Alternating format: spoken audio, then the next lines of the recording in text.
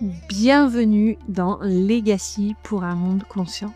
Ici, on parle de santé naturelle et de ces décisions qui transforment nos vies. Je suis Yasmine et j'accompagne les femmes à reprendre le pouvoir sur leur santé et leur vie grâce à des solutions naturelles.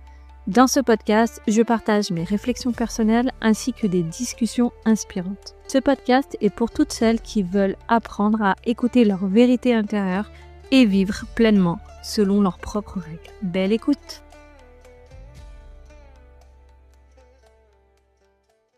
Je suis super contente de te retrouver aujourd'hui pour ce nouvel épisode. Un épisode où on va parler d'un sujet très concret et très spirituel. On va parler du corps. Mais pas du corps comme on peut en parler habituellement. Un corps qu'on doit forcément optimiser ou corriger ou contrôler. Aujourd'hui, j'aimerais te parler du corps comme d'une MNA. Peut-être que ce mot, il est familier pour toi ou pas. Et ça, j'aimerais bien le savoir. J'aimerais bien le savoir si tu connaissais ce mot avant cet épisode de podcast. Donc, viens me le partager sur Instagram, @yasmine.k.naya. J'aimerais vraiment savoir. Si je te parle de ça aujourd'hui, c'est parce que j'ai fait un constat et je ressens qu'on est de plus en plus nombreuses à vouloir vivre avec plus de conscience, plus d'alignement, plus de spiritualité. Et souvent, dans ce cas-là, le corps, il reste en arrière-plan. On ne le convie pas dans notre façon de vouloir vivre. Comme si il était secondaire, comme si, parfois même, comme s'il était un obstacle. Ou comme si, c'était quelque chose qu'on doit contrôler. Et pourtant, le corps, c'est le premier lieu de l'expérience. C'est le premier messager. Alors, dans cet épisode, on va voir ce que ça signifie, le mot MNA. Pourquoi notre corps, c'est pas juste un assemblage d'organes. Comment en prendre soin sans tomber dans les injonctions ni les extrêmes. Et pourquoi attendre la maladie, c'est encore une fois pas une bonne solution. Alors, pourquoi je te dis que le corps est une MNA? Je suis musulmane et c'est important pour moi de te parler de ce qui guide mes choix, ce qui oriente mes propos. Donc, je pense que j'en ferai très prochainement un épisode de podcast sur ce sujet spécifiquement. Donc, si tu es curieuse, je t'invite à t'abonner pour être au courant des prochains épisodes. Tu peux aussi t'inscrire à ma newsletter où je partage les épisodes de podcast et plein d'autres ressources. Tu trouveras tous les liens dans la description. Le mot MNA est un mot fort en islam. C'est un mot qui veut dire dépôt, qui veut dire confiance confiée, qui veut dire responsabilité sacrée. Une MNA, c'est pas quelque chose qui nous appartient.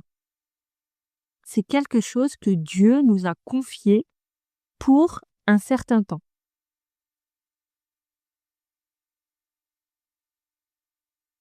Et notre corps, c'est une MNA. Donc, il ne nous appartient pas. Il nous est confié pour un certain temps. On en a la responsabilité et on sera jugé sur son état.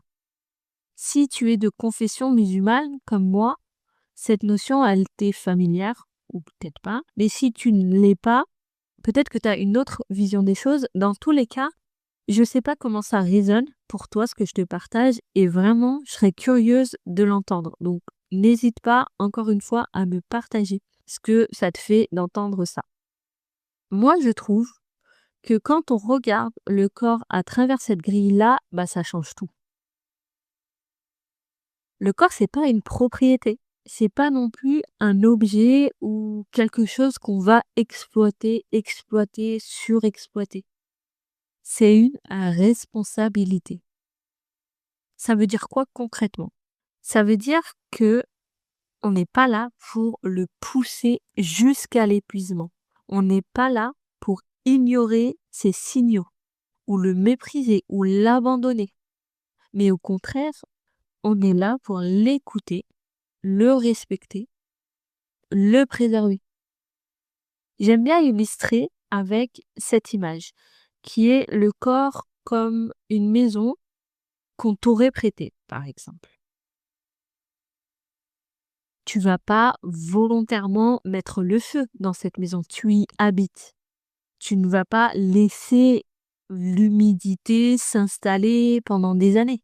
Si tu vois qu'il y a quelque chose qui cloche, tu vas te mettre en action pour améliorer l'état de la maison dans laquelle tu habites et qu'on t'a prêtée. Tu vas pas dire: «Ah bah ça je verrai plus tard», quand tu vois qu'il y a une fuite dans le toit, parce que tu sais que le plus tard, dans ce cas-là, c'est trop tard. Et pourtant, avec le corps, on le fait bien trop souvent. Bien trop souvent, on est là, on force, on serre les dents, on avance malgré tout. Bah oui, parce qu'il faut avancer malgré tout. Jusqu'au jour où on peut plus. Jusqu'au jour où le corps, il dit stop. Et pourtant, il y a eu des signaux. Il y en a eu avant que le corps dise stop. Il dit pas stop d'un coup. Mais il y a vraiment ce truc de ouais, c'est pas grave, de toute façon, j'ai pas le choix, on verra plus tard. Ça, c'est beaucoup, beaucoup, beaucoup trop fréquent. Le corps, c'est pas juste un assemblage d'organes. On vit dans une culture qui a découpé l'être humain. Le corps d'un côté, les émotions de l'autre, le mental, je sais pas où, la spiritualité encore, je sais pas où. Et pourtant, tout est lié. Le corps, c'est pas une machine, c'est un écosystème qui est vivant. Chaque émotion, elle a un impact au niveau du corps. Chaque pensée influence notre système nerveux. Le stress chronique, il laisse une trace physique dans notre corps. Si tu as écouté l'épisode où je fais le lien entre le corps et l'esprit, tu sais que le corps, il fait jamais n'importe quoi. D'ailleurs, si tu l'as pas écouté, je t'invite à le faire. Je t'explique vraiment ce lien. Et que le symptôme, c'est pas une erreur, c'est un message, c'est un ajustement, c'est une tentative de protection. Et quand on coupe le corps de l'émotionnel, on va commencer à se juger au lieu de s'observer. Donc, ce que ça donne concrètement dans notre vie, on dit plus, bah, mon corps est fatigué, on va dire, ah, je suis nulle, je suis faible, je devrais y arriver, il faut que j'y arrive. Et en fait, cette violence-là, le corps la ressent. Et on rentre dans un cercle vicieux. J'échange avec beaucoup de personnes sur le sujet de la santé et j'essaye vraiment de comprendre pourquoi c'est si difficile pour certaines de prendre soin d'elles. Ce qui ressort, c'est bah déjà, il y a certaines personnes qui ont un manque de conscience, vraiment. Que, voilà, que les actes, les décisions, les choix qu'on fait laissent une trace. Par exemple, moi j'ai discuté avec une dame qui m'expliquait qu'elle ressortait de chez le médecin en urgence parce qu'elle avait fait un malaise, parce qu'elle avait une trop haute tension. Et quand elle m'expliquait ça, quand elle me racontait cette histoire-là, elle était en train de boire son 4e café en même temps de fumer sa 4e clope. J'ai suggéré en disant peut-être que c'est le café, non? Ah bah non. Elle me répond ah bah non, pas du tout. Ça fait 20 ans, plus de 20 ans que je bois du café. Ça n'a jamais affecté ma tension. Intéressant. Donc là, tu vois pas le lien. Parce qu'il y a 20 ans, quand tu buvais ton café, ton thermos de café, ça avait pas d'impact sur ta santé physique, ça ne peut pas 20 ans après en avoir. Hyper intéressant, hyper intéressant. Il y a des gens aussi qui pensent qu'ils sont en bonne santé parce qu'ils prennent des traitements contre une maladie, donc du coup, ils sont plus malades. Mais ils n'arrivent pas à monter des escaliers ou faire 200 mètres sans être essoufflés. Là, c'est vraiment un manque de conscience. Il y a des personnes qui sont fatalistes aussi, qui disent bah c'est comme ça, Dieu il m'a envoyé cette épreuve, donc j'ai une santé fragile, j'ai une maladie, j'accepte.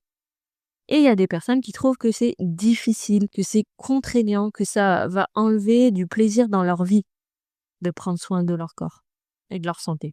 C'est hyper enrichissant d'avoir ce genre de discussion parce que moi, personnellement, j'ai pas du tout cette vision-là. Pour moi, prendre soin de son corps, c'est pas juste suivre une méthode parfaite, c'est pas cocher des cases, c'est pas devenir irréprochable, c'est revenir au bon sens. L'alimentation, par exemple, c'est pas dans une logique de régime ou de contrôle, mais dans une logique d'écoute. Est-ce que ça me nourrit vraiment? Est-ce que ça me soutient? Ou alors est-ce que ça me fait du mal? Est-ce que ça m'épuise? Et dans l'alimentation, il y a un point dont on parle encore très peu aujourd'hui, c'est la qualité réelle de ce qu'on mange. On sait qu'il faut manger des fruits, des légumes bio, vivants, hein, parce que là, les produits qui sont industriels, ils sont complètement morts. Il y a plus de vie. Mais même dans les aliments qui sont vivants aujourd'hui, il y a vraiment une réalité qu'on peut pas ignorer. Il y a la densité en nutriments de nos aliments, elle a énormément diminué ces dernières années. C'est vraiment il y a vraiment une différence entre ce qu'on mangeait avant et ce qu'on mange aujourd'hui. Pourquoi? Parce que l'agriculture intensive, elle a appauvri les sols, parce que les cultures, elles sont sélectionnées pour le rendement, pas pour leur valeur nutritive. Et je dis pas ça pour faire peur, ni pour dire que ça sert à rien de manger, des aliments, vivants, surtout pas, mais c'est juste que je dis ça pour qu'on regarde la réalité en face. Aujourd'hui, on peut pas faire l'impasse du fait que notre alimentation, elle est pauvre et que nos besoins, eux, sont plus élevés. Pourquoi? Parce que on vit beaucoup plus stressé, on est plus sollicité, on est plus fatigué, on a un rythme de vie beaucoup plus intense qu'avant. Donc, on a des besoins qui sont plus hauts.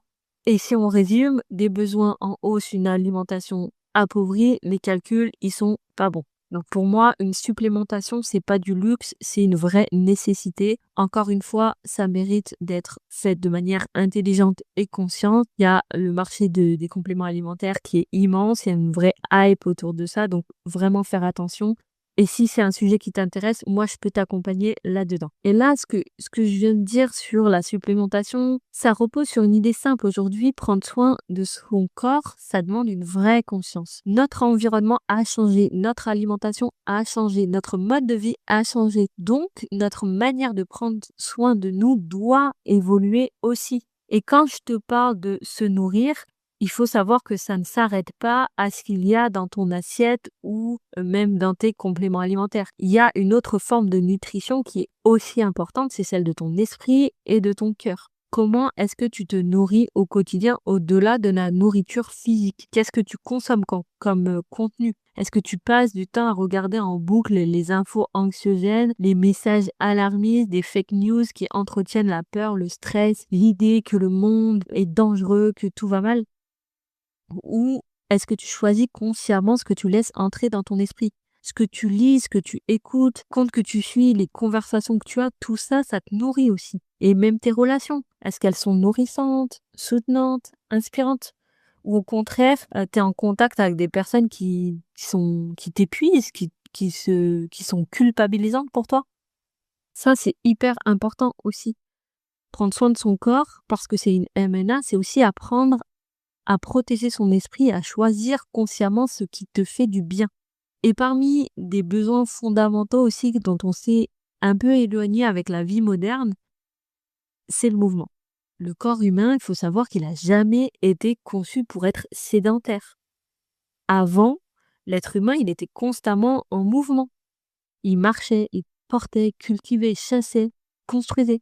Le mouvement, il faisait partie de la vie quotidienne. Aujourd'hui, on est dans un confort de dingue. Tout nous est facilité. La plupart du temps, on se déplace en voiture, on travaille assis, on commande nos courses depuis le canapé. On peut faire tout sans bouger de chez soi. C'est génial le confort, je dis pas le contraire. Vraiment pas. Mais on peut pas nier le fait que ça nous a éloignés d'un besoin qui est fondamental. Du coup, si on veut répondre aux besoins de notre corps, on doit réapprendre à bouger de manière consciente. Vraiment, on met de la conscience dans il faut que je me mette en mouvement.